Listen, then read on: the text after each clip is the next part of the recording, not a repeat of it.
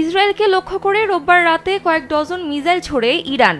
ইসরায়েলের বন্দর নগরী হাইফা তেল আবিবে ও নেগেভ বিমান ঘাঁটিতে আঘাত করেছে এসব হাইপারসোনিক ক্ষেপণাস্ত্র। ইসরায়েলি জাতীয় জরুরি সেবা সংস্থা জানিয়েছে, হাইফায় ইরানের মিসাইলের আঘাতে অন্তত 4 জন আহত হয়েছে। তবে এখনও হতাহতের সংখ্যা নিরূপণ করা হচ্ছে। এই ঘটনার মধ্য দিয়ে মধ্যপ্রাচ্যে চলমান ইরান ইসরায়েল উত্তেজনা নতুন মাত্রায় পৌঁছেছে। এবার ইসরায়েলের ভূমধ্যসাগরীয় উপকূলের একটি শহর সিজারিয়ায় প্রধানমন্ত্রী নেতানিয়াহুর পারিবারিক বাসভবনের কাছে ক্ষেপণাস্ত্র হামলা চালিয়েছে ইরান। এ তথ্য জানিয়েছে দ্য ইকোনমিক টাইমস। ইসরায়েলি গণমাধ্যমের মতে, ইরানি হামলায় হাদেরার একটি বিদ্যুৎ কেন্দ্র ক্ষতিগ্রস্ত হয়েছে।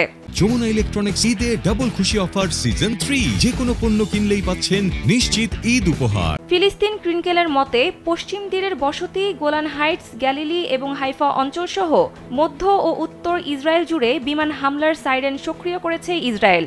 ইরানের ক্ষেপণাস্ত্র হামলার পর ইসরায়েলি হোম ফ্রন্ট কমান্ড ক্ষতিগ্রস্ত এলাকার বাসিন্দাদের জন্য নির্দেশনা জারি করেছে।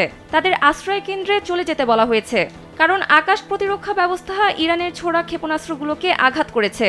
তবে বাধা দেওয়ার পরও দক্ষিণ গোলান হাইটসেও আগুন লাগার কথা জানিয়েছে তারা।